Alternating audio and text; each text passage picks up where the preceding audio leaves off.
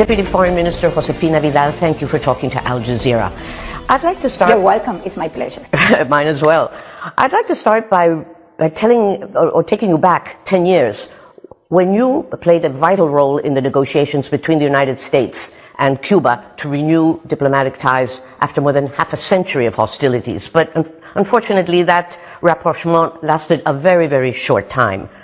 What do you think is going to happen this time around?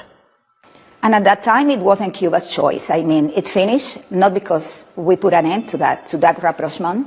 I have to remind that we fulfill all our commitments, and unfortunately, it was the United States government, the one who decided to dismantle everything that together we built for about 2 years for the benefit of our two peoples. So we have always thought that dialogue is what we have to have between our two countries. We have always seen that dialogue is what can bring our countries closer together, that can solve the differences that might exist, and look for common ground for civilized coexistence for mutual benefit. But what is it that you think that the Trump administration really wants? I think the way in which you phrase your question, I think it has to be asked to the U.S. government what they want. We know what we want. Confrontation has been, unfortunately, part of our very long history, mutual history between Cuba and the United States, but we have always thought that promoting dialogue is the most important thing for us to solve our differences. But the differences that you have go far beyond an economic system. They're not the same differences that, for example, the United States has with other communist countries like, for example, China or Vietnam. You are 90 miles or 130 kilometers away from the United States, and you have been a thorn, your government has been a thorn in the side of the United States ever since 1959. But you know, I have never seen the United States having any problems to have normal, civilized relations with other countries which have different political systems or which organize their own countries in ways that respond to their own interests. So the question would be, why is it not possible with Cuba? We would believe that it would be possible for Cuba. The only thing we will always ask is respect, total respect for our independence, for our sovereignty, not to interfere in our internal affairs. Beyond that, we see there are a lot of possibilities for Cuba and the United States to coexist, to work together, to identify areas in which we can cooperate, in which we can build a respectful relationship, taking into consideration our closeness, the history that brings us together, because there are cultural and even human ties, personal ties between people in Cuba and in the United States. So we always would think that it is possible, why not? And we demonstrated 10 years ago that it was possible for Cuba and the United States, regardless of our differences, to work together, to discuss things to do together, and not making our differences the center of our relationship, and look beyond that for the benefit of both of us. So when I say that this is a domestic issue for the United States, or certainly for members of the Republican parties particularly, I'm referring to the fact that there is a very powerful Cuban-American community. They have members in Congress.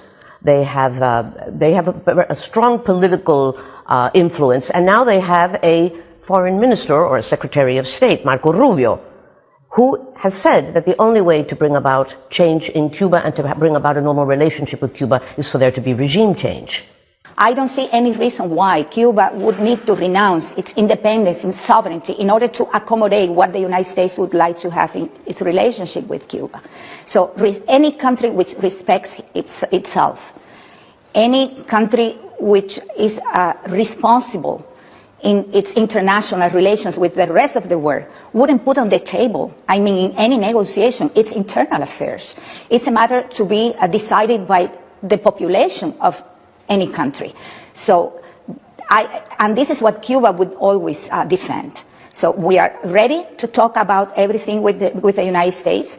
We are ready to have a negotiation with the United States, to put many things on the table to discuss with the United States, with one exception. And this exception is Cuba's independence, Cuba's sovereignty, and Cuba's sovereign decision to decide about its own system and the organization of its society. It's a matter to be decided only by the Cuban people. Well, the Trump administration says that Cuba represents an unusual and extraordinary, and I'm quoting, unusual and extraordinary threat to its national security. What do you interpret from that? You know, Cuba is not a threat to anyone. Cuba is a country of peace. Cuba is a friendly country. Cuba is a country that has shown and shows always solidarity towards other peoples and countries. I would say, in the other way, that the United States has been not an unusual, a usual threat for Cuba all along his history, and it's not only the last 67 years, because the United States has always looked at Cuba with other interests, interests of domination, and that's why it has always been such an important factor in the history of Cuba. So I would say that Cuba doesn't pose any threat to the United States. It's the United States which has always been a threat for Cuba. Well, right now I understand that there are what Cuba calls a dialogue, what President Trump calls negotiations taking place discreetly behind the scene. We believe that Raúl Castro, former President Raúl Castro, and the current President Díaz-Canel are sort of heading these talks, but from afar, that it is Raúl Castro's grandson who might have been physically present in some discussions with the U.S. Secretary of State. But were these talks a one-off, or is this something that is continuing? As our president explained very clearly a few days ago, we are just in the first phase of this conversation, let's say.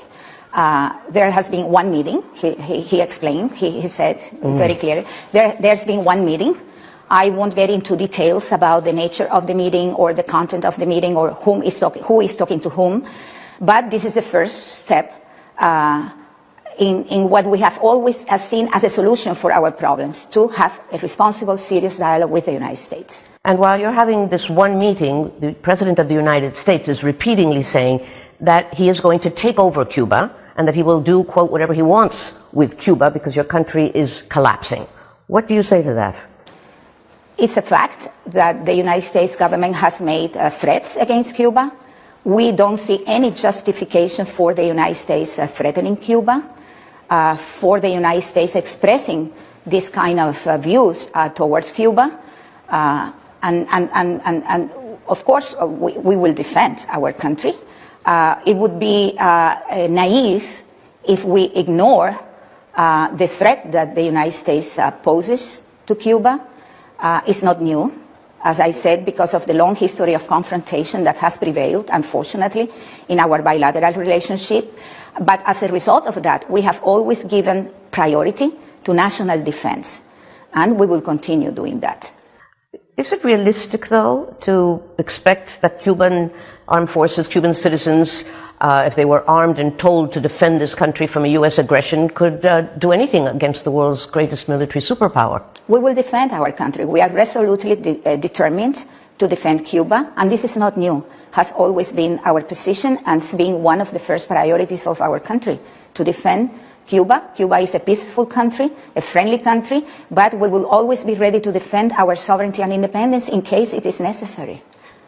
You are talking about a conversation, a dialogue, what hopefully would become a negotiation, but why would this be any different than what happened, for example, with Iran or with Venezuela? They were negotiating with the United States when they were attacked, and the negotiations the agreement that was reached with Venezuela afterwards was done with, one could say metaphorically, with a gun up to the head of the current president, the acting president of Venezuela. Are you holding conversations with a gun held up to your head?